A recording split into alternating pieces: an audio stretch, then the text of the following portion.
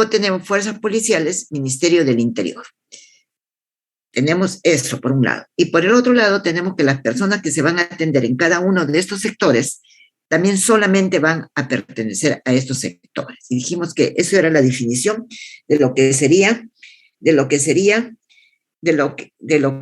digamos, segmentación. Y hablamos de fragmentación y decíamos que están fragmentados porque tienen diferentes establecimientos de salud de diferente complejidad.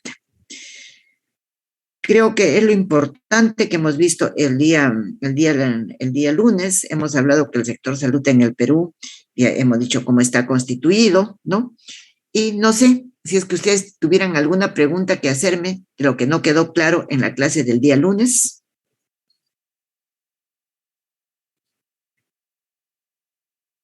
¿Alguna pregunta que me tuvieran que hacer?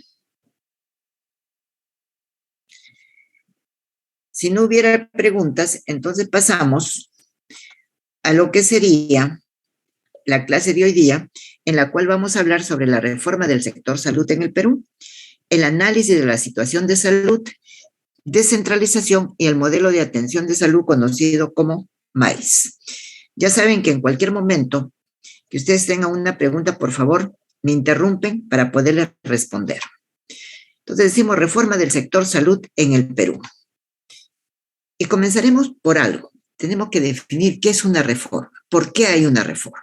Y así la pregunta dice, ¿por qué una reforma en el sector salud? Contestamos, reforma significa que se necesita hacer cambios estructurales en el sistema de salud porque el sistema, tal como está funcionando, no permite avanzar más, no permite universalizar la protección social a pesar de existir la decisión de llegar a los más excluidos. Por lo tanto, para hacer una reforma tenemos que modificar leyes. Entonces decimos que estamos trabajando con un sistema de salud, pero que no responde en realidad a lo que serían las necesidades y las expectativas de la población. Entonces, por lo tanto, no podemos brindarles una protección social. Y dice que por eso se tiene que modificar leyes. Estamos hablando del año 2013, ¿sí? Yo haría una pregunta. ¿Ustedes creen que valdría alguna reforma del sector salud en este momento y por qué?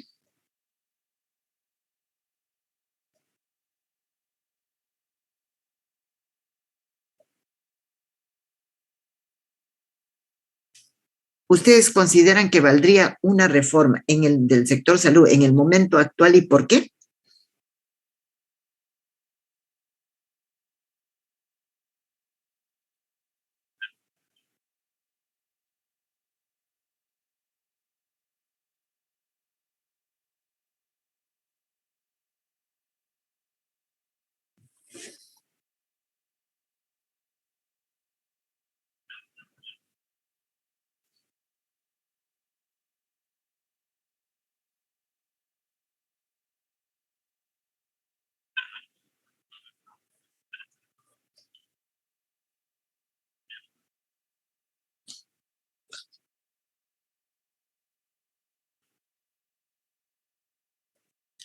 Así es.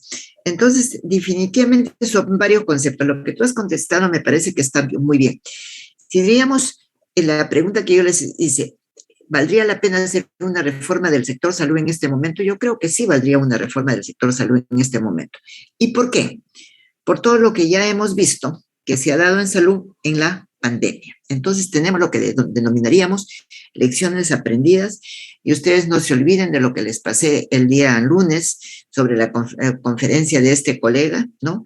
Que no solamente, que no hablaba del Perú, sino hablaba de forma global de por qué, digamos, el sector salud en los diferentes países no había respondido de la forma que podría ser necesaria. Entonces ya tenemos claro, una reforma del sector, llámese salud, educación, en el caso de nosotros es para salud, se da cuando, digamos, las cosas no están funcionando bien, algo funcionó mal, algo no pudo cumplir esas expectativas y esas necesidades que tiene la población y por lo tanto no los pudimos proteger desde el punto de vista social.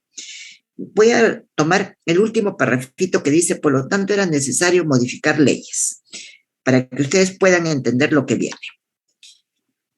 Acá dice, la reforma de salud está dirigida a las personas y tiene como objetivo, por lo tanto, alcanzar la cobertura universal, de manera que progresivamente toda la población se encuentre protegida con servicios de salud, con una característica esos servicios de salud, que cada vez sean mejores y que tengan el financiamiento adecuado. ¿El financiamiento adecuado para qué? Para que puedan responder, decíamos, a esas necesidades y a esas expectativas, ¿sí? ¿Y qué pasó? Decíamos, el último párrafo decía de que hay necesidad de cambiar leyes. Y para eso nos remontamos al año 2013, cuando el gobierno decidió por hacer la reforma del sector salud. Y acá les voy a leer esto que considero que es lo más importante para que puedan tener el marco que les pueda dar esto en cuanto a reforma. Entonces, en el Ministerio de Salud existe un estamento que se denomina el Consejo Nacional de Salud. Entonces dice que en esa oportunidad, en el 2013, y mediante esta resolución suprema 001-2013 SA, ya saben, SA significa salud, del 8 de enero del 2013, se encarga al Consejo Nacional de Salud la tarea de formular y proponer medidas y acciones necesarias que permitan la reforma del sector salud y el fortalecimiento del Sistema Nacional de Salud. Por lo tanto, he considerado pertinente poner estos dos artículos. Dice, artículo primero, encargar dentro del marco de sus competencias al Consejo Nacional de Salud la tarea de formular y proponer las medidas y acciones necesarias que permitan la reforma del sector salud y el fortalecimiento del Sistema Nacional de Salud, conducentes a asegurar el acceso, la oportunidad, la calidad de los servicios de salud y la cobertura progresiva de las atenciones en salud. Y el artículo 4 de este encargo dice, el Consejo Nacional de Salud podrá, dentro del marco de sus competencias, solicitar a las entidades públicas y privadas el asesoramiento, información y apoyo necesario para el cumplimiento de las tareas encargadas. Entonces, mediante estos dos artículos que hemos leído de esta Resolución Suprema 001-2013, se da inicio en el año 2013 a la reforma del sector salud. Está también, es importante decir, y está también para que ustedes sepan que una reforma no se da en 1, en 2, en 3 años. Las reformas demoran, ¿sí? Porque podrían decir, bueno, 2013, estamos en el 2022, miren la cantidad de años que ha pasado, ¿no? Ha pasado prácticamente una década, entonces, ¿qué pasó, no? Entonces, decimos que las reformas demoran. Y acá, ¿cuáles son los retos que se planteó en la reforma de salud en el 2013? Primeramente, ¿cuál era el objetivo? Y ustedes lo ven de color naranja, el objetivo dice extender mejoras en el estado de salud a toda la población, extender mejoras a toda la población. ¿Y qué tiene que ver con extender mejoras a toda la población? ¿Cómo qué lo tomo? Primeramente, instaurar una cultura de prevención y protección de la salud en la sociedad. Entonces, primeramente, los vamos a proteger, ¿no? Proteger la salud de las personas en esa área geográfica o en esa región, en ese país. Segundo, incrementar la cobertura de salud a más peruanos. Entonces, cada vez tienen que tener mayor cobertura, el mayor número de peruanos. Y no solamente los peruanos, sino las personas que no son peruanas, pero que residen en el país. Tercer reto que se consideró, mejorar los servicios para que responda a las necesidades y expectativas de la población. Entonces, definitivamente, ¿quién es la razón de ser? Son las personas, es velar por su salud, por lo tanto, responder a sus necesidades de salud, que de eso ya se ha visto y lo habrán visto en el seminario del día lunes, ¿no? Se ha visto lo que es la situación de salud en el país. Y tercero, aliviar la carga financiera de los hogares. ¿Qué finalidad aliviar la carga financiera de los hogares? Para que no exista una persona dentro de la familia que se enferma y entonces esa familia tenga que dispensar, tenga que sacar de repente de los gastos básicos, de la canasta básica que tiene, para poder cubrir, digamos, esto de salud que falta a uno de sus integrantes de la familia. Entonces, esos fueron los 4 retos que se tuvieron en cuenta en la reforma de salud en el año 2013. ¿Cuáles fueron los desafíos? Los desafíos se plantearon de la siguiente manera: primeramente, centrado en las personas. Y si está centrado en las personas, dice, ¿para qué? Para mejorar el estado de salud de la población, reduciendo la carga de enfermedad y la discapacidad, ¿no? Porque hay enfermedades que definitivamente van a hacer que la persona llegue a ser podría ser un discapacitado físico, podría ser un discapacitado desde el punto de vista psíquico. Segundo desafío, orientado a la universalidad. Y en eso de la universalidad, ¿qué tenemos que decir? Está, digamos, de por medio la protección social en salud de ¿qué? De toda la población. Tercero, con acceso efectivo y de calidad. Efectivo, o sea que haya un buen resultado, pero no un buen resultado a corto plazo, sino a largo plazo. Por eso hablamos de efectivo y que sea de calidad. Y acá tendríamos que mencionar no solamente que satisfaga las expectativas del usuario, sino que sea de calidad técnica, ¿sí? Por lo tanto, dice, hacer que las intervenciones y los servicios de salud respondan a las necesidades y expectativas de los usuarios. Y cuarto desafío, un respaldo financiero. ¿Para qué cosa? Para aliviar la carga financiera en la salud de las familias. Entonces, esos fueron los 4 desafíos de la reforma que se planteó en aquel año, ¿sí? Y acá lo tenemos de forma más explícita.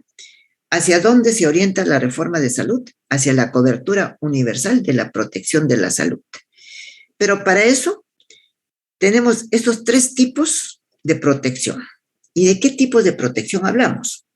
Primeramente, protección de riesgos.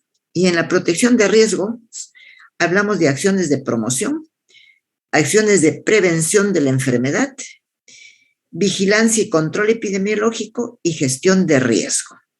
Y acá vamos a retomar lo que habíamos definido el día lunes y habíamos dicho que promoción es prácticamente educación. Acciones de promoción serían acciones de educación a la persona para, digamos, para que trate de no enfermarse, ¿sí? Pero también dice acciones de prevención. Entonces ya nosotros nos estamos dando cuenta que hay diferencia entre estas 2 funciones de la salud, que son la promoción y la prevención. ¿Tienen ustedes algún ejemplo, alguno de ustedes me pudiera decir sobre prevención de la enfermedad?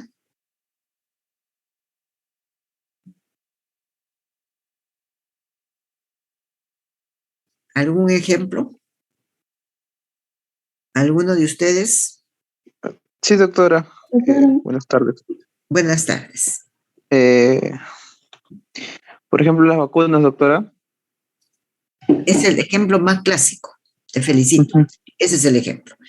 Y hablamos de las inmunizaciones, por ejemplo, en los niños. Ustedes saben que tienen calendarizado los niños, ¿no?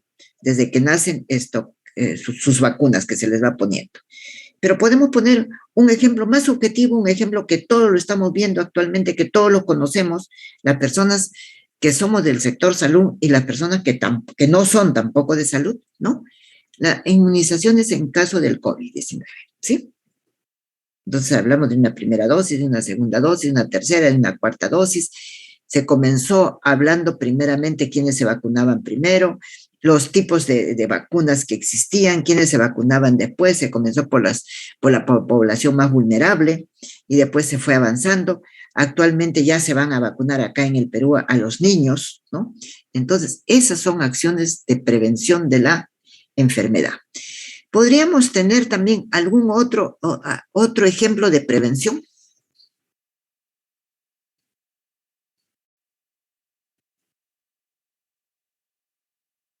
No te escucho bien, no te escucho bien. ¿Sí? Ya, pero eso sería más que nada promoción, es educación para la salud, lavarse las manos. Pero ¿qué otra cosa podríamos decir? Prevención, por ejemplo, en una zona donde haya contaminación ambiental. Ver cómo podemos disminuir, de repente no desaparecer, pero disminuir esa contaminación ambiental que pudiera existir. Tercero, en protección de riesgo hablamos de la vigilancia y del control epidemiológico. Entonces, vuelvo a decir, como ustedes ya han hecho el curso de epidemiología, saben que se tiene que detectar qué riesgos hay y qué se puede hacer para poderlo controlar. Y finalmente, se habla de gestión de riesgo. Eso en cuanto a lo denominado protección de riesgos. Pero también tenemos la protección del usuario. Y la protección del usuario menciona seguridad del paciente. ¿Qué se define como seguridad del paciente? Que ese paciente que va a un establecimiento de salud para una consulta externa, llámese esto en la consulta ambulatoria o llámese también en la emergencia, o se va a internar o se va a hospitalizar, no vaya a contraer algún tipo de enfermedad en el lugar donde está. ¿Sí? Hablamos de la calidad de atención. Y la calidad de atención, le voy a mencionar más adelante en otras clases, vamos a incidir sobre esto y vamos a desarrollar mejor este tema. Cuando hablamos de la calidad de atención, hablamos de dos tipos, la calidad técnica y la calidad sentida. La calidad sentida es sobre las expectativas y la calidad técnica es sobre la necesidad. Entonces vamos a decir, va un paciente que tiene ¿qué cosa? Que tiene hemorragia del tercer trimestre del embarazo. Entonces, ¿qué se ha hecho, no? Para controlar este problema que presenta esta paciente. ¿De qué estamos hablando? De la calidad técnica. Y tercero, dentro de esta protección del usuario está la efectividad de la prestación. Y ya les mencioné hace un momentito que esa efectividad de la prestación es a un mediano o a largo plazo, porque si fuera, digamos, a un corto plazo inmediatamente sería resultado, ¿no? ¿Cuál efectivo es el tratamiento de una paciente o un paciente con un hipotiroidismo? Se le ha dosado las hormonas, se le está dando la suficiente cantidad de hormona que necesita, no tiene complicaciones. ¿Qué cosa es lo que se está haciendo? Entonces considero que de esa manera estamos entendiendo lo que sería la protección del usuario. Tercero, tenemos la protección financiera y hablamos de ampliar la cobertura. ¿Ampliar la cobertura de qué? De la demanda. Que no queden, digamos, personas que no tengan cobertura en el sistema de salud. Por lo tanto, esto deriva en una gestión del aseguramiento. Si nosotros vemos estos tres tipos de protección de riesgo, protección del usuario y protección financiera, vemos que todo esto va hacia la cobertura universal de la protección en salud.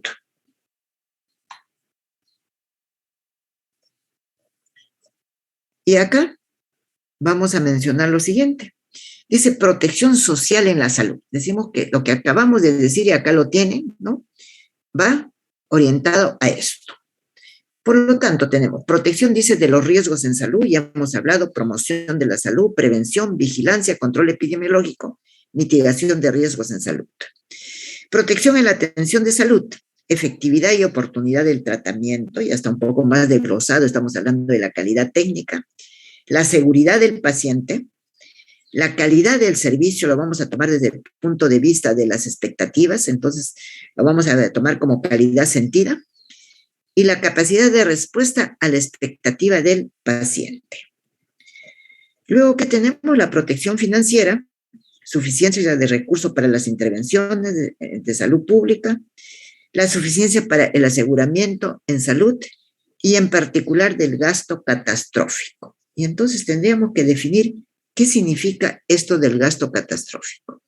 No voy a hacer la pregunta porque o me equivoco, no creo que alguno de ustedes conozca este término. Puedo estar equivocada, pero de todas maneras lo voy a definir. El gasto catastrófico es aquel que tiene que hacer una familia cuando alguien se enferma y no tiene un seguro de salud. Entonces, está bien, esa familia tiene una entrada, vamos a suponer, ¿de cuánto? 3,000 soles mensuales para cubrir sus principales necesidades, que son alimentación y son vivienda. Y entonces se enferma uno de los hijos. No tienen seguro, no tiene dónde llevarlo. Tiene que sacar de lo básico que tiene para poder coberturar esa enfermedad de ese miembro de la familia. A eso se denomina el gasto catastrófico. Ahora, si nosotros hemos hablado y hemos mencionado estos 3 tipos de protección, que se resumen en la protección social en salud, viene la pregunta entonces, ¿qué cambios hacer? ¿Cómo hacemos para responder a todo esto? Acá mencionamos y dice, la protección de la población frente a los riesgos de enfermedad está en manos del Ministerio de Salud y de los gobiernos regionales, que fortalecerán sus actividades de promoción de la salud, de prevención de la enfermedad, de la vigilancia y el control epidemiológico y la gestión de riesgos y mitigación de daños. Entonces, es cómo proteger a la población. Hablamos de la protección al usuario ya personal. ¿Para qué? Para garantizar la efectividad, la oportunidad y la seguridad de las prestaciones que ejerzan una regulación eficaz, una supervisión y gestión de los recursos, a fin de contar con la capacidad de respuesta acorde con la expectativa del paciente. Entonces, no solamente le vamos a brindar la atención que sea efectiva, que sea oportuna, que sea segura. Para brindar esta atención con estas 3 características, nosotros necesitamos evaluar, controlar, supervisar la gestión de los recursos. ¿Cómo estamos invirtiendo? En los recursos humanos, en los recursos físicos, dentro de ellos infraestructura y tecnología, ¿no? Para poder proteger al usuario. ¿Sí? Luego, ¿qué tenemos? La protección financiera. Dice, frente a las consecuencias económicas de las enfermedades y también los accidentes, para lo cual se fortalecerá el sistema de financiamiento para aminorar el gasto de bolsillo de la población. Entonces, tenemos desde el punto de vista financiero de tratar de aumentar la cobertura en salud para disminuir este gasto de bolsillo de la población. ¿Alguna pregunta, algo que no esté claro hasta acá?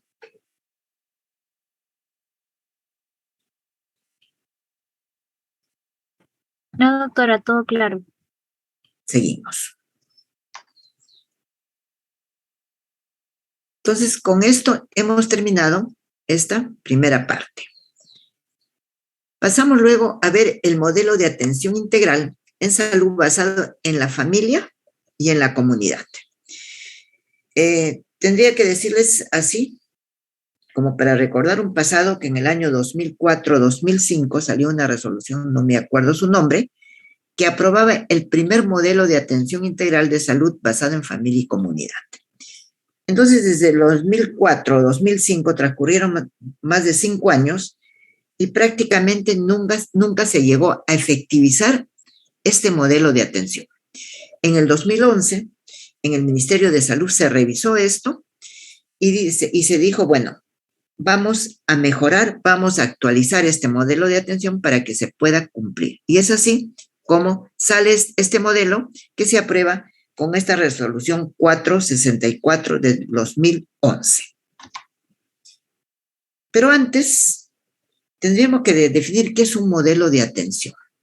Y acá tenemos la definición de Méndez del año 2007, que dice, los modelos de atención a la salud son configuraciones tipo que los servicios de salud adquieren en determinado tiempo y en determinado lugar, en función de la visión de salud, la situación demográfica y epidemiológica, los factores económicos y culturales vigentes, articulando diferentes intervenciones en el proceso. nosotros podríamos poner esta definición en palabras más claras, más comprensibles, y decir que el modelo de atención, primeramente tenemos que ver para dónde va a ser ese modelo de atención. ¿Va a ser a nivel país? ¿Va a ser para una región? ¿Va a ser para una localidad? Y tiene que ver con la visión de la salud que se tenga. ¿Dónde se tiene esa visión de la salud? En la política de salud. Y que está relacionado, y eso lo vamos a ver más adelante, con los antecedentes demográficos, con los antecedentes epidemiológicos, los económicos, los culturales, ¿no? Que tiene, digamos, esa población. A eso se denomina, o de esa forma, se define lo que es un modelo de atención. Dentro de los retos de los modelos de atención, tenemos uno que lo ven que está subrayado. El reto es nuevo perfil del usuario en los servicios de salud. Y cuando decimos esto, voy a comenzar diciéndoles que no estamos hablando de ese usuario, de ese paciente del servicio de salud de hace 30 o 40 años. Cambió totalmente. ¿Y por qué cambió? Por lo que vamos a explicar. Porque tenemos usuarios mejor educados en el aspecto de cultura, y dirán, ¿cómo? Inmediatamente agarran, ya no la computadora, sino simplemente el celular y comienzan a buscar. Me han dicho que tengo, ¿qué cosa tengo? Tengo una gastritis. Me voy y comienzo a buscar qué cosa es una gastritis. ¿Sí? Usuarios mejor educados. Usuarios de mayor edad, más autónomos, más exigentes y conocedores de sus derechos. Aun cuando les diría que el 100% ni el 50% de los pacientes conocen sus derechos en el sistema de salud. Y ustedes me dirán, ¿y dónde están los derechos? Los derechos están en una norma que justamente es un decreto supremo de los derechos que tienen los pacientes en el sistema de salud. ¿Qué otra cosa podemos hablar del nuevo perfil? Sujeto y participante del cuidado de su salud. Participa en el cuidado de su salud.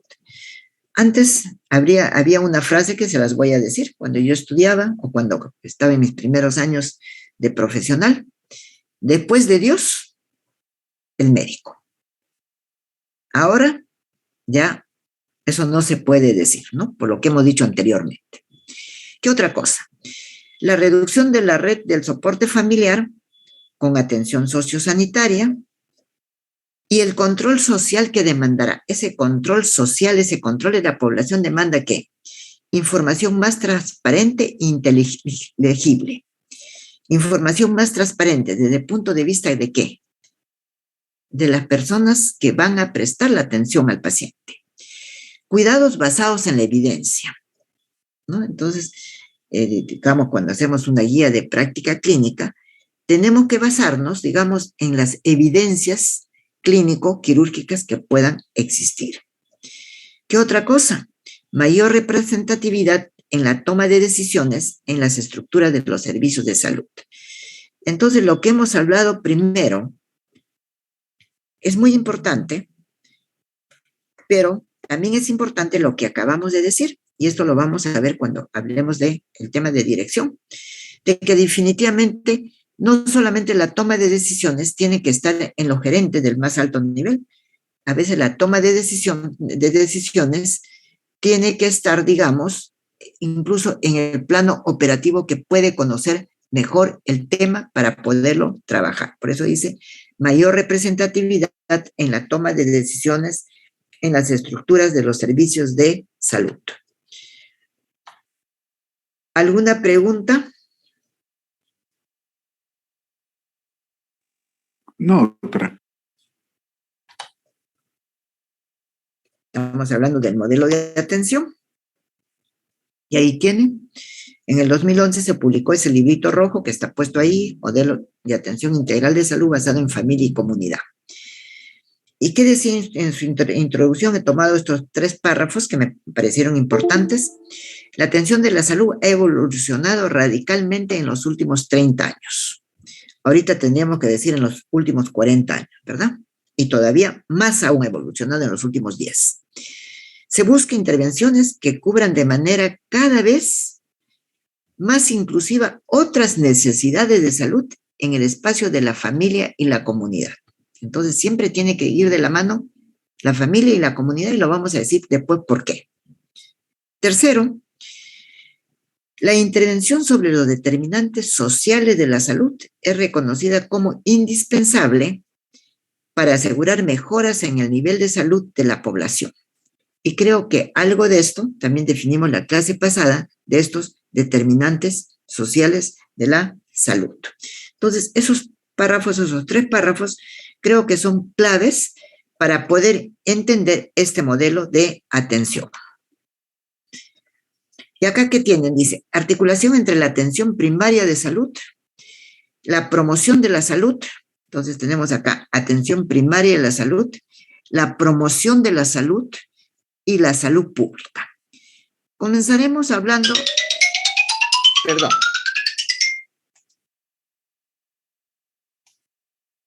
perdón un minutito. Sí.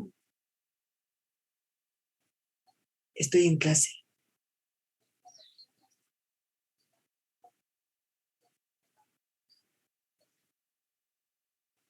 Ya, sí, ok, ya. Mil disculpas. Entonces vamos a comenzar por decíamos, por lo que es salud pública. Y en esa salud pública vemos que dice análisis de la situación de salud, que ya lo han visto en el seminario, vigilancia en la salud pública e intervenciones de base. Hablamos de la promoción de salud, que ya la hemos definido como educación, y decimos desarrollo de educación en salud, mensajes de promoción y materiales, campañas de comunicación de base poblacional, regulaciones diferentes a prácticas saludables. Entonces estamos hablando de lo que decíamos, la primera función de la salud, que es la promoción, podríamos decirle sinónimo de educación para la salud. Y la atención primaria de salud, que también ya lo hemos definido en la clase pasada, como el primer contacto de atención longitudinal, integral e integrada, preventiva, promocional o curativa para los individuos y la familia. El primer contacto que toma la persona con los establecimientos de salud, con el sistema de salud. Y si todo esto está articulado, salud pública, promoción de la salud, atención primaria de la salud, entonces nosotros tendremos ciudades y comunidades saludables y bioseguras. Tendríamos que también hablar de los recursos humanos, la evaluación de los servicios de salud de calidad, hablar de las acciones intersectoriales, y un ejemplo, para no olvidarme de esas relaciones intersectoriales, la estamos viendo actualmente. ¿Con qué sectores? ¿Quién me puede responder? ¿Y por qué he dicho actualmente?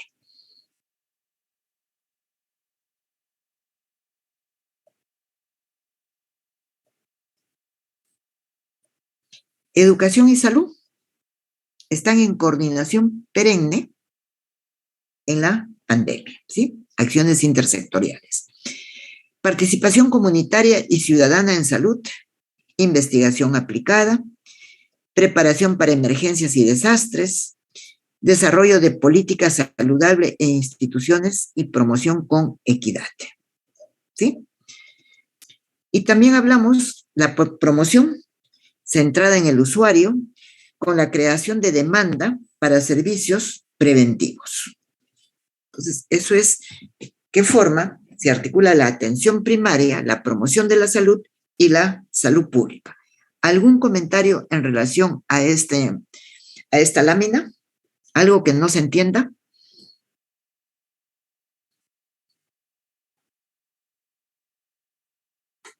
¿Algo que no se haya entendido?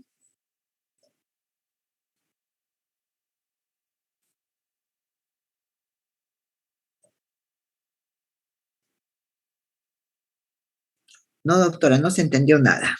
¿Sí? ¿Puede ser así o no? Ya.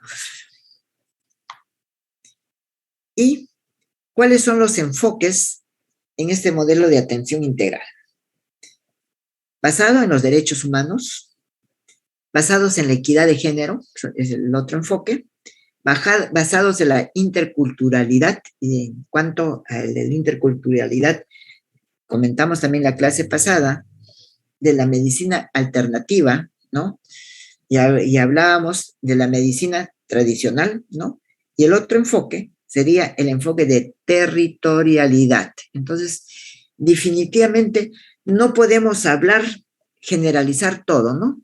Es un enfoque territorial, un enfoque, de repente podríamos decirlo por gobiernos regionales, el gobierno de Lima, no sé, el gobierno de Madre de Dios, el gobierno de Tumbes, ¿sí? Entonces, no nos olvidemos que esos enfoques, tanto de derechos humanos, de género, de interculturalidad y territorial, son muy importantes en el modelo de atención integral.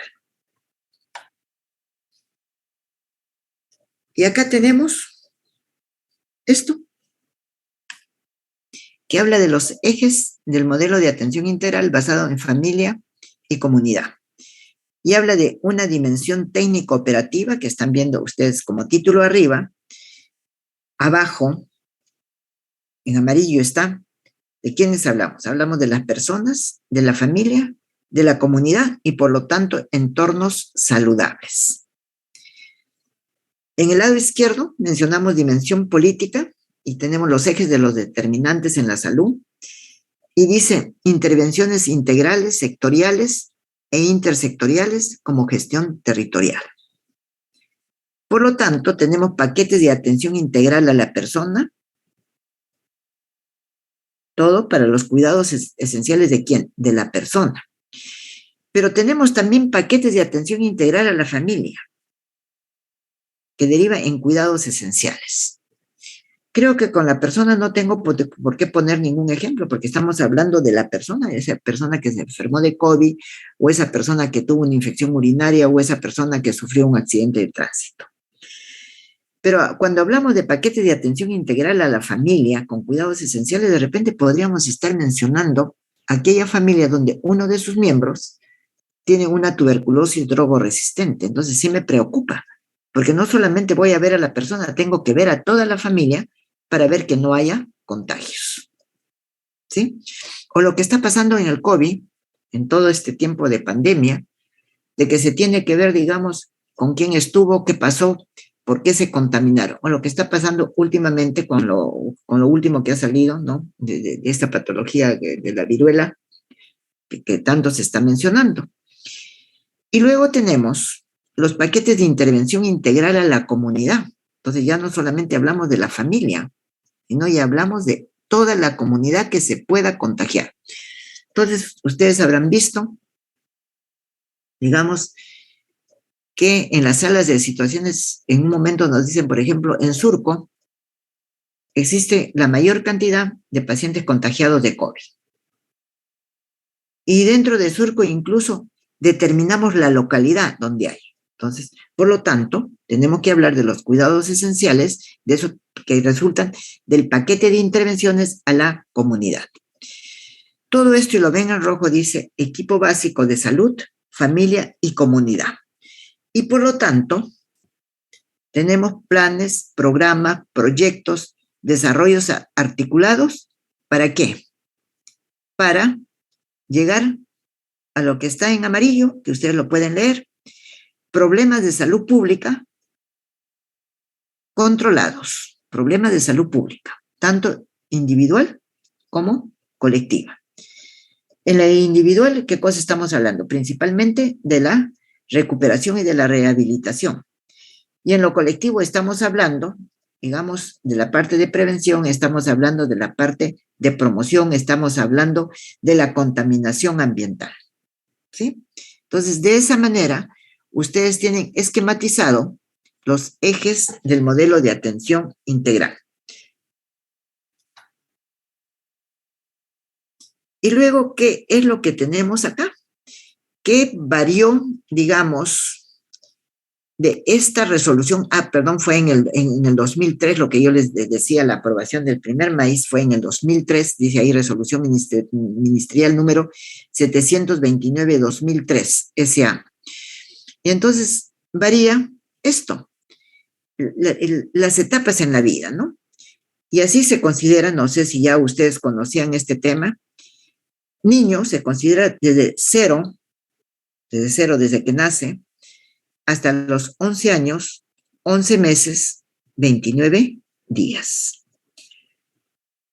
Luego tenemos la otra etapa de la persona humana, el adolescente, desde los 12 años hasta los 17 años, 11 meses, 29 días.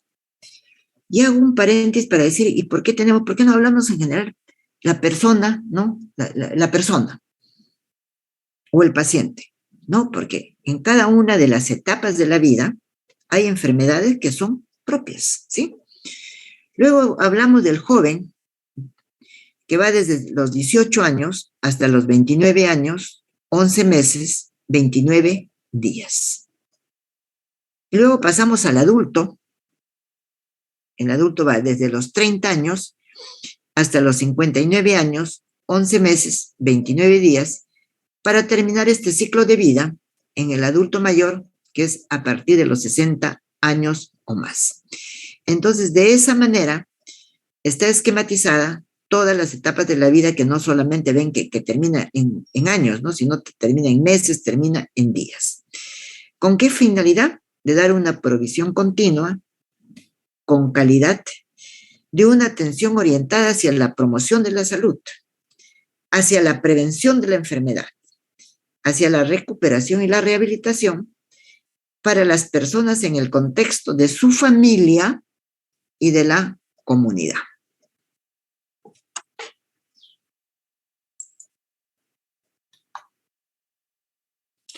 Pasamos luego a ver cuáles son los componentes del maíz.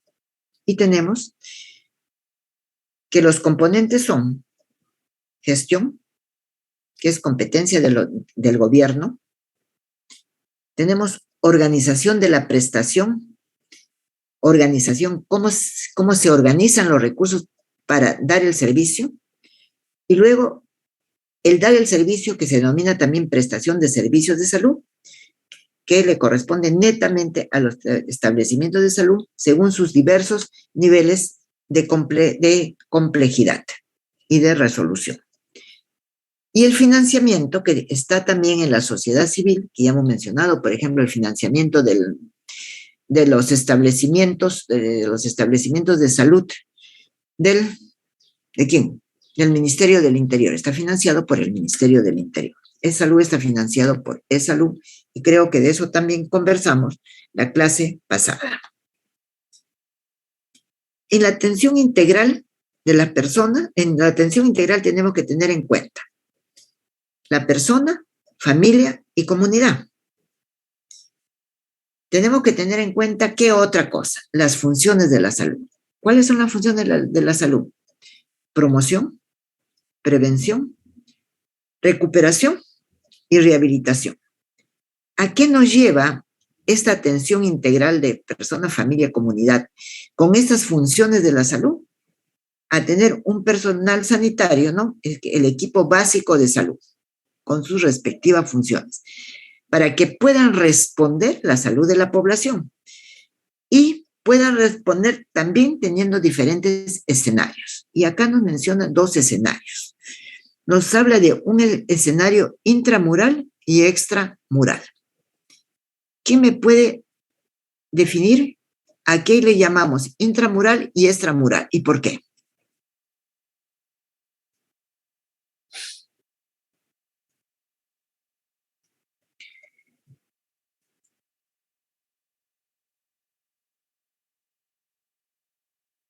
Pregunta, o si no me ponen el ejemplo, a veces es más fácil poner el ejemplo que responder la pregunta.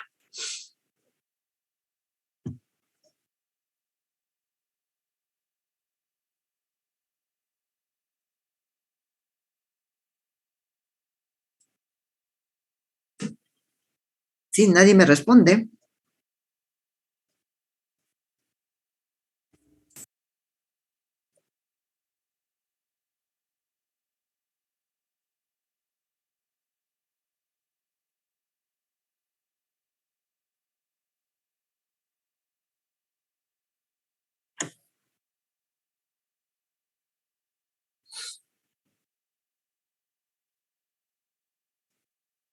parte de la definición que has dado está bien.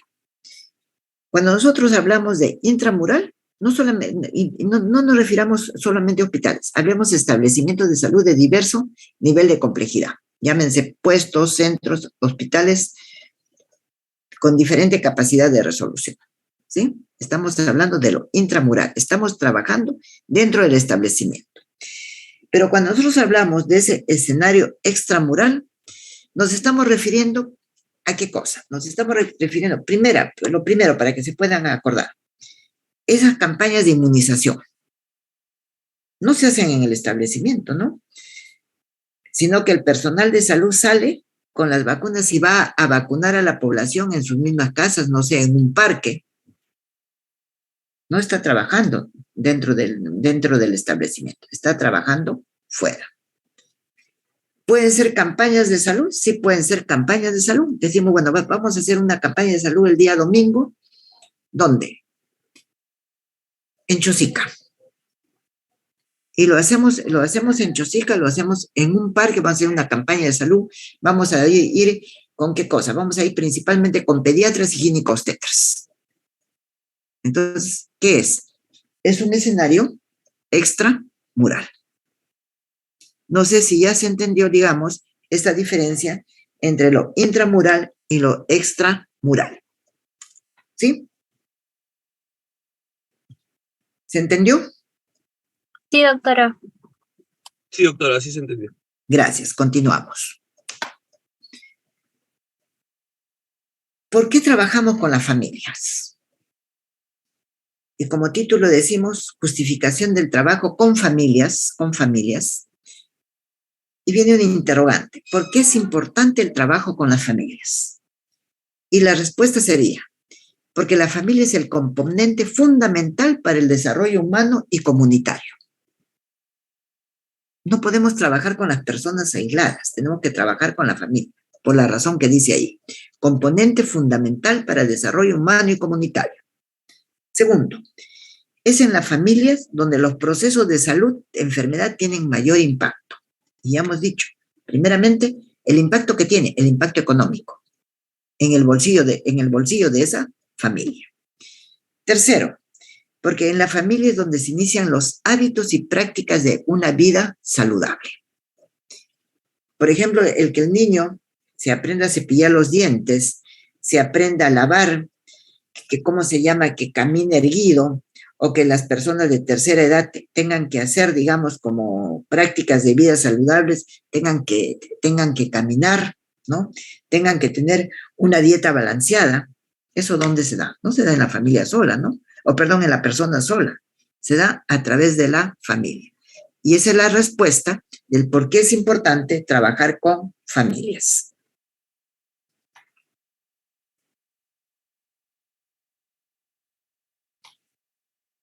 Con eso estaríamos terminando las definiciones fundamentales de lo que sería el modelo de atención integral en salud basado en la persona, familia y comunidad. ¿Alguna pregunta que tengan antes de pasar al otro tema?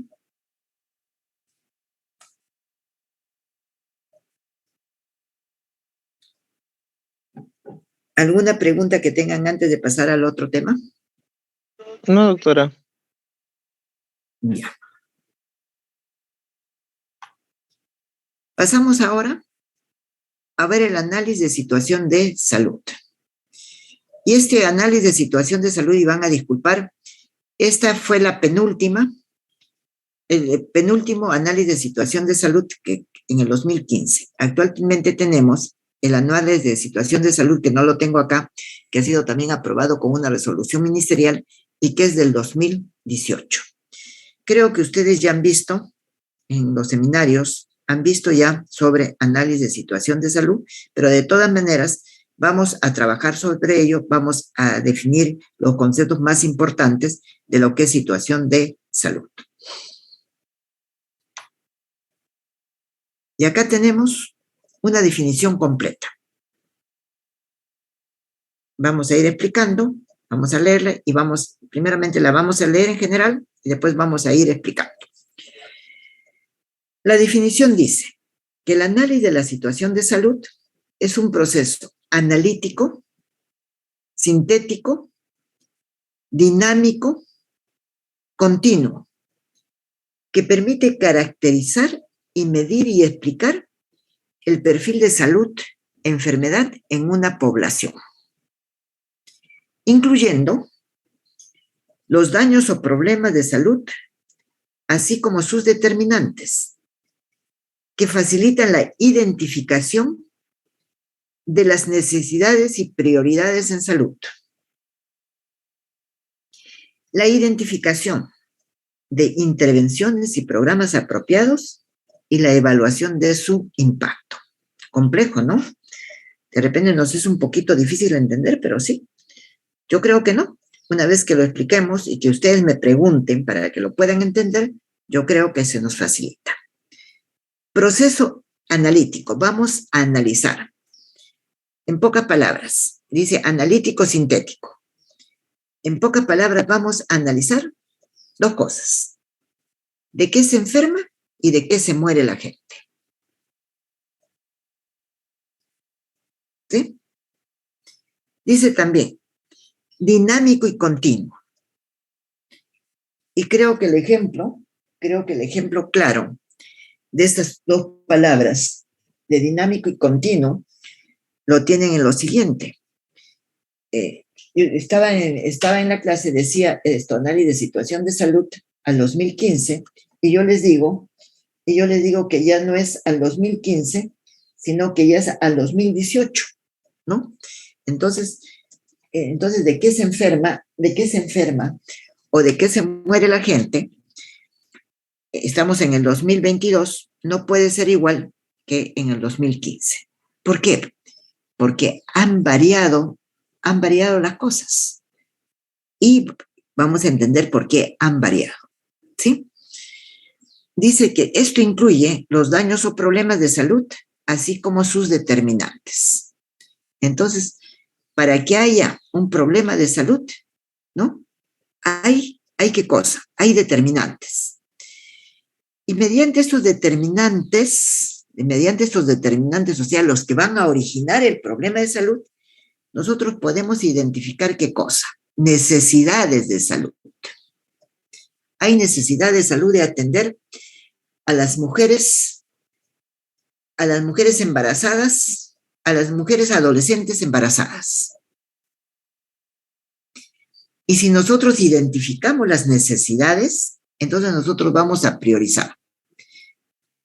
¿Qué sería primero? Buena alimentación a los niños, buena alimentación a las madres, atender a las embarazadas o adolescentes. ¿Qué es lo que nosotros vamos a priorizar? ¿Para qué cosa? Para construir nuestro plan estratégico. Por ejemplo, vamos a hacer nuestro plan estratégico de este hospital o nuestro plan estratégico de esta red. Si nosotros hemos identificado necesidades y prioridades de salud, tendremos que identificar si ya tenemos necesidades, qué es lo que vamos a hacer para poder controlar estos daños o estas enfermedades. Por eso decimos identificación de intervenciones y programas apropiados, su evaluación y de su impacto. Entonces creo que así de la manera que lo he explicado, que he ido desglosando toda esta definición, les había puesto con diferentes colores para que ustedes lo pudieran captar, pero ya creo que de la manera que lo he dicho, creo que se ha podido entender, o quedaría algo que no se entendió, para poderlo aclarar.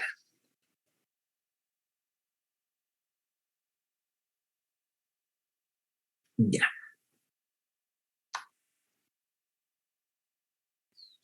Decimos también que el análisis de salud de una población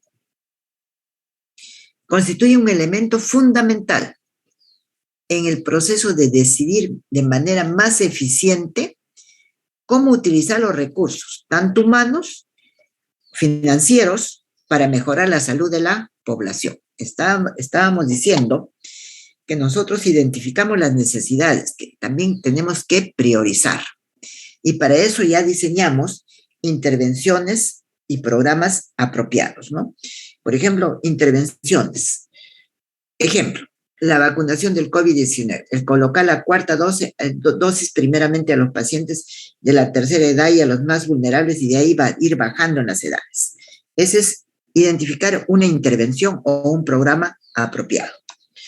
Entonces, decimos, el análisis de la salud de una población constituye un elemento fundamental en el proceso de decidir de manera más eficiente cómo utilizar los recursos tanto humanos como financieros para mejorar la salud.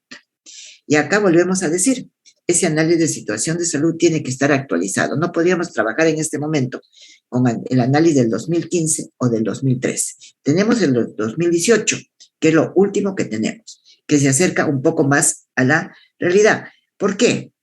Porque todos, digamos, los determinantes de salud, los determinantes sociales de la salud, van cambiando. Y vamos a ver, hablamos, por ejemplo, de que ahora la esperanza de vida al nacer está por encima de los 70 años, de los 80, por poner un ejemplo en cuanto a un determinante demográfico. Por lo tanto, dice que el análisis de situación de salud es una herramienta fundamental para la planificación y la gestión de los servicios de salud. Segundo, para la priorización de los principales problemas, así como para la definición de las estrategias de cómo vamos a hacer para poder controlar, digamos, esos problemas de salud. Y es importante, y no sé cómo han hecho el seminario, cómo lo han visto, desde qué punto de vista lo han hecho, pero la finalidad, el objetivo de ese seminario 2 es de que ustedes puedan identificar de manera clara cómo se hace un análisis de situación de salud. ¿Por qué? Porque cuando ustedes lleguen a su puesto de salud a hacer su serum, ustedes van a encontrar de repente ya un plan operativo del interno que está saliendo. Ustedes están llegando. Pero ustedes tienen que determinar qué problemas de salud son los más frecuentes en la población, qué problemas van a priorizar, ¿no? ¿Para qué cosa? Para poder también utilizar sus recursos, principalmente sus recursos financieros, ¿no? Son los recursos financieros lo que les va a permitir a ustedes contratar y contar con más personal de salud, les va a permitir ampliar el puesto de salud, no sé, o, digamos, comprar algún equipo o algunos insumos que no tenía. ¿Para qué? Para controlar, digamos, para controlar ese problema de salud que ustedes encuentran. Por eso dice, es una herramienta fundamental para la planificación y la gestión de los servicios de salud, para la priorización de los principales problemas, así como para las definiciones y estrategias. Y acá vamos a definir lo que son los indicadores básicos de salud. Y dice que los indicadores básicos de salud tienen como objetivo presentar un conjunto mínimo estandarizado de datos e información necesario para caracterizar la situación de salud de un país y que permita compararlo con otros países y al mismo tiempo determinar sus tendencias. Creo que todo queda claro hasta el último párrafo que dice y determinar sus tendencias. Estoy evaluando cómo es la alimentación en el niño de 0 a 5 años. Y conforme se ha comportado esta alimentación o cómo se ha ido dando esta alimentación a los niños de 0 a 5 años y cómo esto ha ido siendo efectivo o no ha ido siendo efectivo, nosotros podríamos determinar la tendencia para los próximos 5 años. ¿Sí? Entonces, a eso nos referimos cuando hablamos de indicadores básicos de salud. En el análisis de situación de salud tenemos que tener en consideración lo siguiente. Tenemos que tener en consideración determinantes de la salud, estudio del estado de salud y tercero, determinación de prioridades. Decíamos, determinantes de la salud, estudio del estado de salud y determinación de prioridades. Y vamos a ir viendo cada uno de estos temas. Comenzaremos por los determinantes de la salud. Y en los determinantes de la salud tenemos determinantes demográficos, determinantes ambientales, determinantes económicos, que son desde el punto de vista de qué cosa, de la demanda, y viene el cuarto determinante, que es el determinante relacionado a la oferta de los sistemas de salud. Para todos estos tres tipos de determinantes que están en la población, o sea, que están en la demanda, ¿qué ofrezco yo como establecimiento de salud para poder controlar? ¿Sí? Entonces, vamos a ver cada uno de ellos, si me permite, y pasamos primeramente a ver los determinantes demográficos. Dice que los determinantes demográficos en los aspectos de estructura son dos, la estructura y la dinámica poblacional. Entonces vamos a ver a qué corresponde cada uno de ellos. Y hablamos en primer lugar de la estructura poblacional y decimos que tiene que ver con las características de la población y de sus tendencias. La población, digamos, ¿qué tendencia puede tener? He puesto el ejemplo, lo estoy poniendo desde el inicio. La población cada vez tiende a ser más vieja. ¿Sí? Tenemos que en la estructura también hablar de la población urbana y tenemos que hablar de la población rural. Y tenemos también que hablar de la composición poblacional, o sea, la pirámide poblacional. Esa pirámide poblacional, ¿por qué está constituido? Está constituido por edades, y esas edades están divididas por sexo, sexo masculino y sexo femenino. O sea, estos tres elementos conforman lo que sería la estructura poblacional. Luego hablamos de la dinámica poblacional. Y la dinámica poblacional, diferente a lo anterior, tiene que ver con los nacimientos, con las defunciones y con las migraciones, tanto migraciones externas como migraciones internas. ¿Alguna pregunta hasta acá?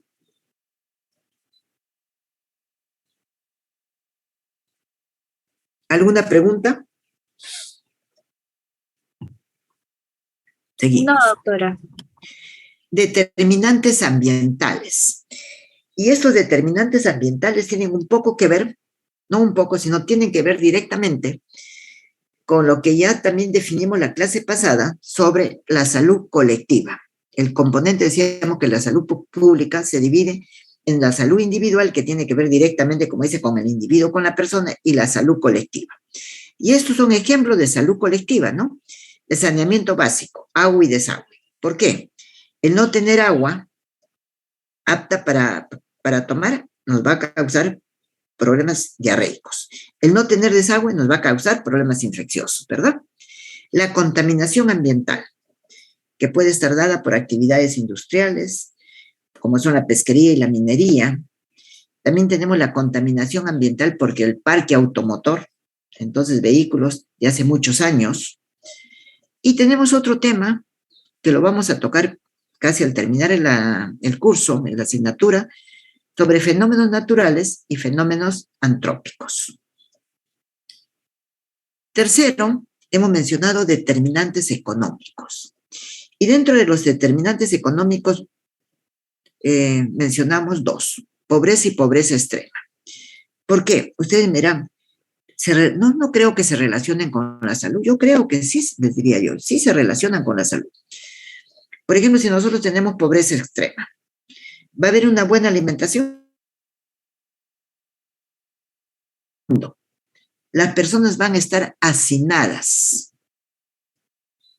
Y entonces si hablábamos y poníamos como ejemplo hace un momento la tuberculosis, entonces imagínense un hacinamiento con una mala alimentación, rápidamente toda la familia va a estar tuberculosa. ¿Sí?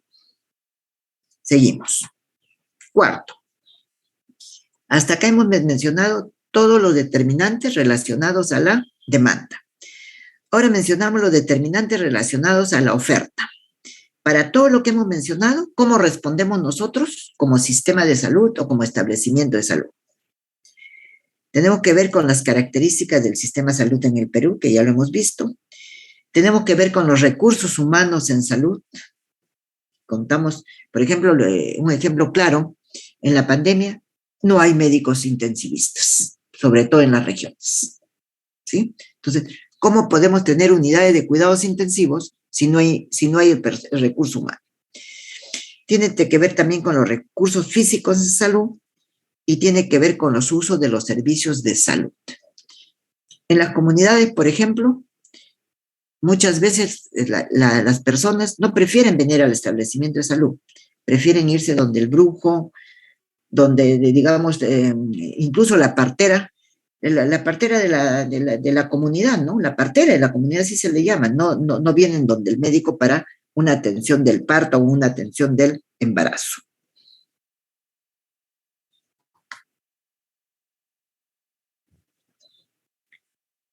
¿Preguntas en relación a lo que acabamos de ver de los determinantes? ¿Se entendió todo? ¿Algo no quedó claro?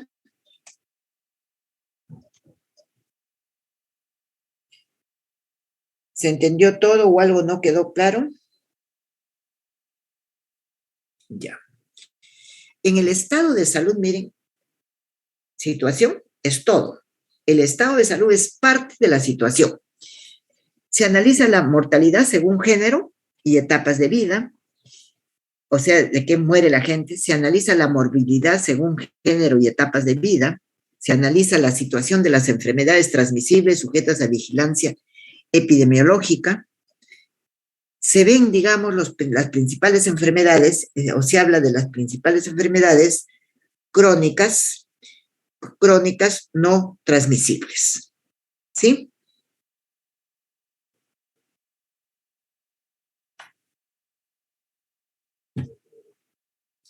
Luego también hemos hablado de condicionantes y determinantes del estado de salud, que serían los factores biológicos o endógenos, entre ellos podríamos mencionar la genética, factores ligados al entorno, podría ser la contaminación ambiental, volveríamos con eso, factores ligados al estilo de vida, las personas que no se alimentan bien o las personas que no hacen ejercicio, y factores ligados ya a la oferta, que serían lo que dice ahí, ligados al sistema sanitario. Miren, de esa manera, si se quiere, como está estructurada la clase, es como ustedes tienen que hacer, y eso era, digamos, el principal objetivo del seminario, cómo tendrían que hacer su análisis de situación de salud cuando ustedes vayan a su CERU, ¿sí? Y vamos a mencionar estos determinantes de la salud, y hablamos, por ejemplo, de factores subyacentes, en los cuales, acá es, digamos, estamos retomando lo que ya hemos visto. Hablamos de factores socioeconómicos, de factores culturales, políticos, ambientales. Hablamos de la globalización, de la urbanización. La gente migra de la parte rural a la parte urbana. Hablamos del envejecimiento y hablamos de la occidentalización, ¿no? Decíamos, hablamos de la medicina tradicional, pero hablamos de la otra medicina que es la que ejercemos nosotros, que es la occidental, ¿sí? Hablamos de factores de riesgo modificables. ¿Y cuáles son los modificables? La dieta no saludable, sí, se puede modificar. El sedentarismo se puede caminar. El tabaquismo y las adicciones a drogas, ¿no? Se pueden suprimir. La contaminación del aire podríamos modificarlo en algunos casos, no en todos. Hablamos también de alergenos y de agentes ocupacionales que sí se pueden modificar. Podrían modificarse. Pero hablamos de unos factores de riesgos que no los podemos modificar. El primero es la edad. Yo quisiera decir, bueno, ya no. Quiero retroceder 20 años y de 20 años atrás no quiero avanzar de esa edad. Lamentablemente hasta ahora no se puede ver. ¿Podemos modificar la herencia? No podemos modificar la herencia. Y ustedes saben incluso que actualmente se hacen, como decir esto, unas proyecciones, unos mapas, ¿no? En cuanto a la genética, para ver la herencia, cuando se van a casar dos personas, ¿no? Para ver, digamos, qué problemas de salud podrían tener los hijos de esas personas que se van a casar. Tendremos factores que se han denominado intermedios de riesgo, como son la hipertensión arterial, la hiperglicemia, los lípidos sanguíneos que puedan estar altos, el sobrepeso, la obesidad o el deterioro pulmonar. Y hablamos de lo que ahora ocupa, si se quiere, el primer lugar, las enfermedades crónicas no transmisibles, enfermedades del corazón, cerebrovasculares, cáncer, enfermedades crónicas respiratorias y diabetes. Entonces, de esa manera, tienen ustedes especificado en factores subyacentes, ¿no?, que se dan en el medio ambiente, factores de riesgo que se pueden modificar, los que no se pueden modificar, factores intermedios de riesgo y principales enfermedades crónicas no transmisibles. Y tercero, si ya hemos visto los determinantes, hemos visto el estado de salud, pasamos a ver determinación de las prioridades. ¿Qué es lo que vamos a priorizar y dónde lo vamos a priorizar? O sea, desde el punto de la oferta que nosotros vamos a dar. Y así tenemos determinación de regiones con nivel alto de vulnerabilidad. Entonces, vamos a priorizar eso, ¿no? Determinación de problemas sanitarios que se concentran en los territorios vulnerables.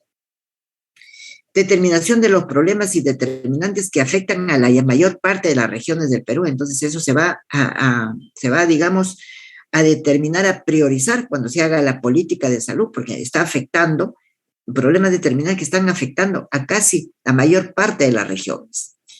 Y como resultado de los tres que acabamos de mencionar, tendremos la determinación de la lista de las prioridades. ¿Alguna pregunta? ¿Alguna pregunta? No, doctora, todo claro. Acá tenemos transición epidemiológica y tienen una definición de Omadán en 1971 que dice, en cuanto a la transición epidemiológica, dice que es el proceso a largo plazo del cambio de condiciones de salud de una población, que incluye cambios en los patrones de enfermedad, invalidez y muerte.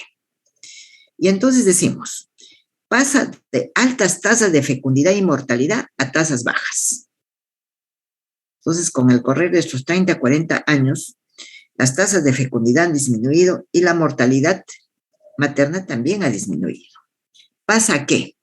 A predominio de enfermedades infectocontagiosas y pasa de infectocontagiosas a priorizar o que tengan, digamos, mayor incidencia las enfermedades crónico-degenerativas que ya hemos mencionado.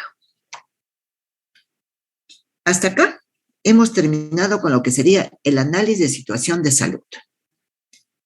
Que no nos podemos confundir con lo que sería la sala de situación de salud. Y antes de comenzar a definir la sala de situación de salud, ¿ustedes conocen por casualidad alguna sala de situación de salud? ¿Alguno de ustedes sabe? Antes de definirlo. No, doctora, no conozco. Nadie conoce. Vamos a definir a ver si nos orientamos. Dice que la sala de situación de salud es un espacio físico y virtual, donde la información en salud es analizada sistemáticamente por un equipo de trabajo, que tiene por finalidad caracterizar la situación de salud de una población, especialmente durante situaciones de emergencia. Ya, por lo menos, algo estaremos pensando. Dice que la información es presentada y difundida en diferentes formatos, tablas, gráficos, mapas, documentos técnicos o informes estratégicos que nos permitan tomar decisiones basadas en evidencias. ¿Cuáles son las evidencias? Todo lo que nosotros estamos obteniendo, de verificar qué es lo que está pasando en una situación de emergencia y lo estamos plasmando, como dicen, tablas, en gráficos, en mapas.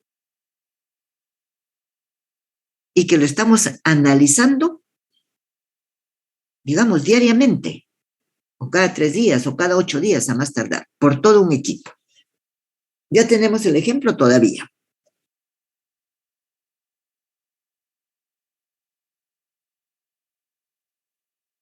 Todavía no hay el ejemplo. Avanzamos.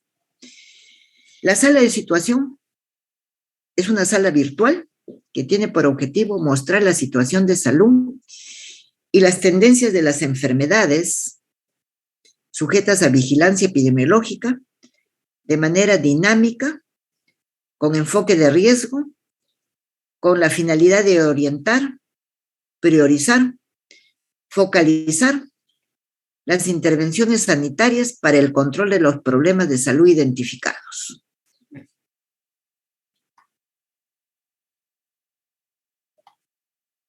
¿Ya? ¿Ya está el ejemplo de la sala de situación?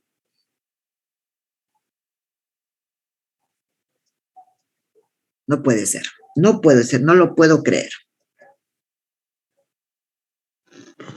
Doctora, ¿me escucha? Sí, sí escucho. Doctora, ¿podría ser un ejemplo de lo que acabamos de vivir en las informaciones que se brindaban en la página web sobre la pandemia, la situación? Eso es.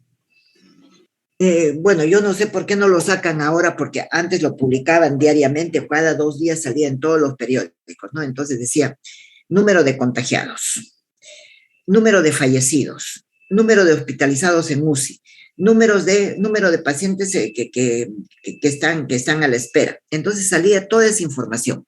Esa es la sala de situación de salud. Se dan, digamos, en epidemias como se pueden dar en desastres, en un terremoto. ¿Cuántos fallecidos se encontraron? ¿Cuántas personas desaparecidas? ¿Cuántos pacientes han sido hospitalizados por traumatismo? ¿Qué tipos de traumatismos han tenido? ¿Cómo han ido aumentando? ¿Qué otras consecuencias como motivo del desastre tienen? Que podría ser, por ejemplo, contaminación, enfermedades infectocontagiosas. Esa es la sala de situación. Y entonces seguimos. Muy bien.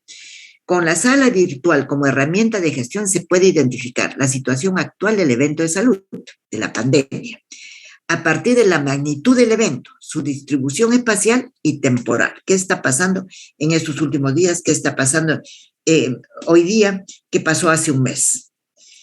Y se puede ver cómo se comportó el evento en los últimos 5 años. No podemos hablar de 5 años, pero ya podemos hablar cómo se está comportando la pandemia. Ya estamos en el 3er año, ¿verdad? O cómo es el comportamiento en las últimas semanas. Y con toda esta información, lo tienen en rojo, procesada, se puede identificar las necesidades y los problemas de salud que se están presentando. ¿Qué necesidades? Las inmunizaciones. Y junto con el análisis de riesgo, se puede orientar la focalización y priorización de las intervenciones por parte de los gestores de salud pública. Entonces, eso es la sala de situación, que como ustedes ven, es completamente diferente a lo que sería el análisis de situación de salud. La sala de situación de salud, por lo tanto, se convierte en un instrumento para la gestión institucional, para la negociación política. De repente necesitamos que al sector salud nos transfieran recursos económicos del sector agricultura, por decir algo. Nos sirve para la identificación de las necesidades, para movilización de recursos. Pueden ser recursos humanos, pueden ser recursos materiales. Si en Junín no tenemos intensivistas acá de Lima, podemos que vayan, ¿no? Unos 3 o 4 intensivistas y se queden allá. Y nos sirve para el monitoreo y evaluación de las intervenciones de salud. Entonces, creo que el ejemplo que hemos vivido en estos 2 años ya no nos va a poder hacer olvidar la definición y la diferencia que hay entre sala de situación con análisis de situación de salud. ¿Sí? ¿O me equivoco? Vamos a hablar de la descentralización. Y decimos que las bases de la descentralización se plasmaron en la ley número 27783, que fue dada el 20 de julio, publicada en el Peruano el 20 de julio del 2002. O sea, tenemos 20 años ya con temas de descentralización. Y vamos a ver qué significa esto. Definición. Descentralización es la transferencia de las funciones de la gestión y la obtención y distribución de los recursos desde el gobierno central hacia los gobiernos regionales y locales. ¿Por qué? Porque si no se transfieren si no se transfieren si no se transfieren los recursos económicos y solamente se transfieren las funciones, entonces no hablamos de descentralización. Hasta antes de este año, que me estoy olvidando, 20 de julio del 2002, todo estaba, hablamos de salud, todo estaba centralizado en el Ministerio de Salud. Y el Ministerio de Salud tenía que ver, por ejemplo, qué necesidades existía dónde, en Ica, para poderle transferir la partida no sé cuánto, ¿para qué? Para compra de medicamentos. Tenía que ver si necesitaban algún equipo en el hospital para podérselo comprar. Actualmente, con la descentralización, que se han transferido las funciones a los gobiernos regionales y se ha transferido el recurso financiero, definitivamente todo está en las regiones, no solamente para salud, sino para los diferentes entes del gobierno. Y anoche leía, no sé en cuál de los periódicos ha salido, que se ha hecho una evaluación y se ha encontrado que en la mayor parte de las regiones ni siquiera se ha llegado a ejecutar el 50%, casi están solamente en el 30% de los recursos. Entonces, que no vengan a decir los gobiernos regionales que no tienen dinero y que piden acá, a Lima, al gobierno central, que les dé dinero. Tienen el dinero, sino que no lo están utilizando, ¿no? Sea para salud, sea para educación, o sea para algún otro ente de gobierno. Dice que la descentralización tiene como finalidad el desarrollo integral, armónico y sostenible del país según la ley de la descentralización. Esto de la descentralización ya se encuentra marcado, explícito en la Constitución Política del Perú, en su artículo 9, que a la letra dice: el Estado determina la política nacional de salud. El Poder Ejecutivo norma y supervisa su aplicación. Y es responsable de diseñarla, ¿qué cosa? Esa política, conducirla en forma plural y descentralizada para facilitar a todos el acceso equitativo a los servicios de salud.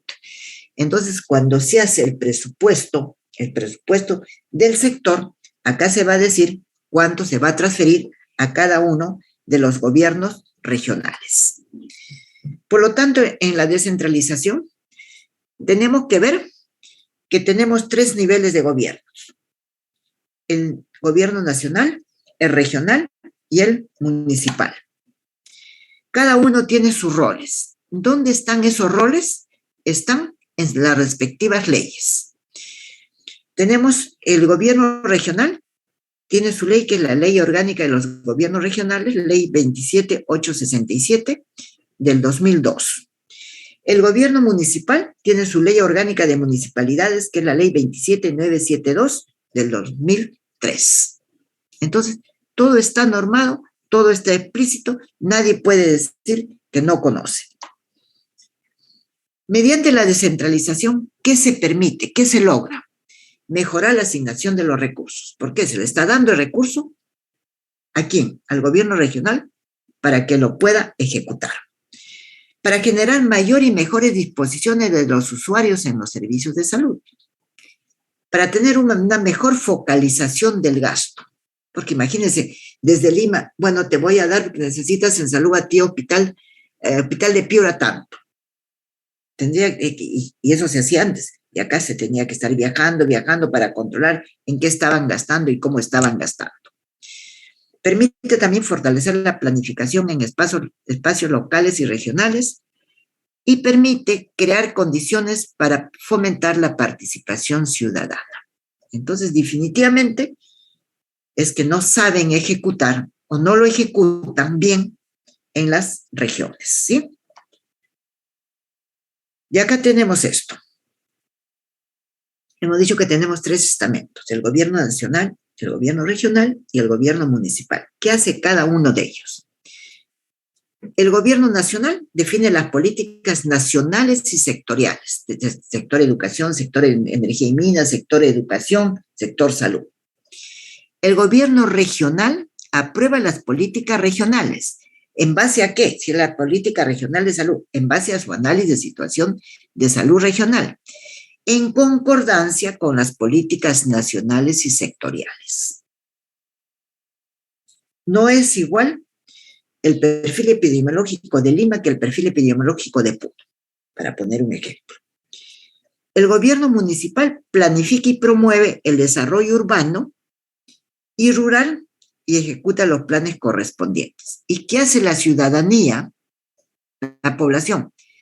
Podría participar en el diseño y seguimiento y control de las políticas nacionales, regionales y municipales. Entonces creo que esta lámina es bastante, creo yo, sin temor a equivocarme, que es bastante didáctica para entender qué se hace en cada uno de estos estamentos. Acá les he querido poner la estructura de un gobierno regional solamente con una finalidad. Que ustedes vean dónde está salud y que eso sí es negativo. Tienen en la estructura orgánica de un gobierno regional, consejo regional, presidencia, vicepresidencia, gerencia general, gerencia de desarrollo económico, de planeamiento, de infraestructura, de recursos naturales. En rojo está gerencia de desarrollo social, ¿sí? Gerencia de desarrollo social. ¿Y qué tiene esa gerencia de desarrollo social? Tiene educación, cultura, ciencia y recreación, trabajo y promoción de empleos, pymes, salud, población, vivienda y saneamiento, desarrollo social e igualdad de oportunidades. Y entonces, ¿qué hacen? Algunos gobiernos regionales trabajan en todo y la salud lo pospone, ¿sí? Entonces, por eso les he querido poner esto. Después acá tenemos, ya les he mencionado anteriormente, la ley orgánica de los gobiernos regionales, y en esa ley orgánica, en su artículo 49, están bien explícitas las funciones que tiene el gobierno regional. Y las vamos a leer. Ustedes las tienen ahí para que ustedes las puedan revisar. Aprobar y ejecutar políticas regionales, política regional en salud en base a su análisis de situación de salud. Elaborar el plan de desarrollo regional de salud. Coordinar acciones de salud integral.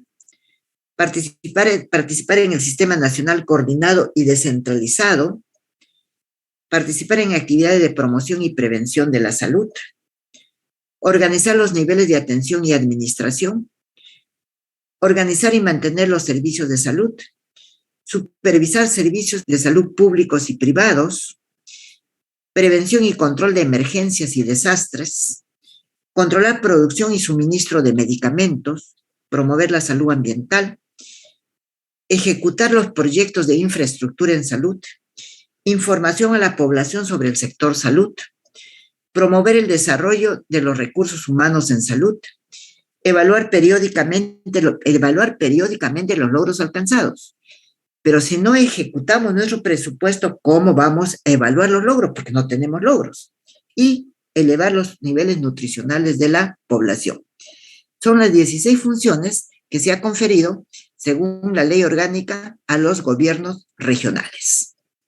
Y finalmente, tenemos la ley orgánica de las municipalidades, que en su artículo 80 dice cuáles son las funciones de los gobiernos municipales o locales. Administrar servicios de agua, limpieza y residuos, proveer los servicios de saneamiento rural, otorgar servicios en concesión, difundir programas de saneamiento ambiental, gestionar la atención primaria en salud y realizar campañas de medicina preventiva. Entonces, esas serían las 6 funciones que tienen los gobiernos municipales o gobiernos locales. ¿Alguna pregunta? ¿Alguna pregunta? No, doctora, todo claro. Bueno, entonces con esto estaríamos dando por finalizada la clase de hoy día y estaríamos dando por finalizada, digamos, la semana que trata sobre sistemas de salud. ¿Sí?